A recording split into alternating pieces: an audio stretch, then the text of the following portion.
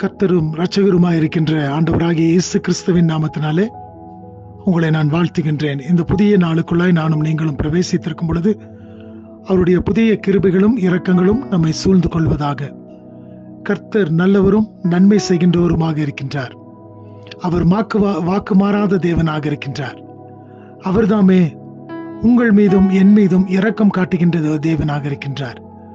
இந்த காலை வேளையிலும் கூட அவருடைய தயவு நமக்கு பெரியதாய் காணப்பட்டபடியினாலே இந்த ஒரு புதிய நாளுக்குள்ளாய் பிரவேசித்து அவருடைய சமூகத்திலே நானும் நீங்களும் கூடி வரும்படியான பெரிய ஒரு பாக்கியத்தை தேவன் நமக்கு தந்திருக்கின்றார். எனக்கு பிரியமான தேவ சனமே, ஒவ்வொரு நாளையும் நாம் இப்படி கடந்து வரும் பொழுது தேவனுடைய திட்டமும் தீர்மானமும் இல்லாதபடி நானும் நீங்களும் இப்படிப்பட்ட ஒரு நிலைமையில கடந்து வர முடியாது. தேவன் நம்மை நடத்தவில்லை என்று சொன்னால், தேவன் நமக்கு வேண்டிய கிருபைகளை பாராட்டவில்லை என்று சொன்னால், இப்படிப்பட்ட ஒரு புதிய நாளின் மேன்மையை நானும் நீங்களும் கண்டிருக்க முடியாது. தேவன் நல்லவராக இருக்கின்றார்.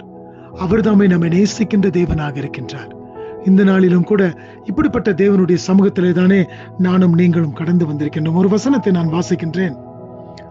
3வது சங்கீதம் 3வது வசனத்தை நான் வாசிக்கின்றேன். Psalm 3:3. ஆனாலும் கர்த்தாவே, நீர் என் கேடகமும் என் மகிமையும் என் தலையை உயர்த்துகிறவருமாய் இருக்கின்றீர்.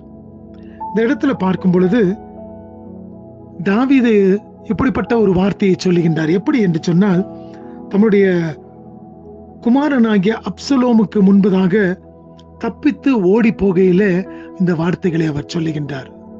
முதல் 2 வார்த்தைகளிலே வசனங்களிலே நாம் பார்க்கும் பொழுது, எனக்கு விரோதமாக எத்தனையோ பேர் எழும்பி இருக்கின்றார்கள், எனக்கு சத்துருக்களாய் எனக்கு விரோதம் செய்கின்றவர்களாக எழும்பி இருக்கின்றார்கள். அவர்கள் என்னை பார்த்து சொல்லுகின்றார்கள், உன்னுடைய தேவனிடத்துல ரட்சிப்பு இல்லை என்று சொல்லி. ஆனால் 3வது வசனத்தில் சொல்லுகிறார், ஆனாலும் கர்த்தாவே, நீர் என் கேடகமும் என் மகிமையும் என் தலையை உயர்த்துகிறவருமாயிருக்கிறீர் என்று சொல்லி. எவ்வளவு பெரிய ஒரு விசுவாசம் உடையவராக தாவீது காணப்பட்டார். அருமையான தேவச்சனமே, நம்முடைய வாழ்க்கையிலும் கூட இப்படிப்பட்ட சந்தர்ப்பங்களும் சூழ்நிலைகளும் வரும் பொழுது, எல்லாரும் நம்மை எதிர்த்து தள்ளும் பொழுது, எல்லாரும் நமக்கு விரோதமாய் காணப்படும் பொழுது, நம்முடைய தேவனை நோக்கி பார்த்து நம்ம சொல்லக்கூடும், ஆண்டவரே, நீர் என்னுடைய கேடகம், நீர் என்னுடைய மகிமை, என்னை நீர் உயர்த்துகின்ற தேவனாக இருக்கின்ற தாபரே.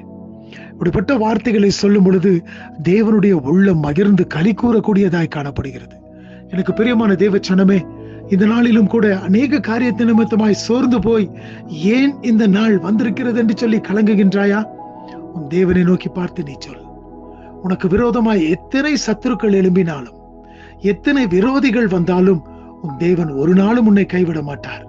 அவரே உன்னுடைய கேடகமும் உன்னுடைய அரணும் உன்னுடைய மகிமையுமாய் காணப்படுகின்றார்.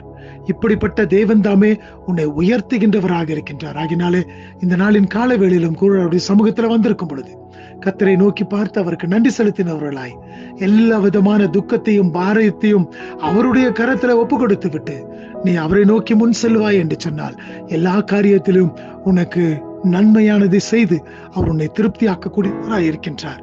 இந்த நாளிலும் கூட தேவனுடைய நாம மகிமை உங்களோடு கூட காணப்படட்டும். தேவன் தாமே உங்களை ஆசீர்வதிப்பாராக. ஆமென்.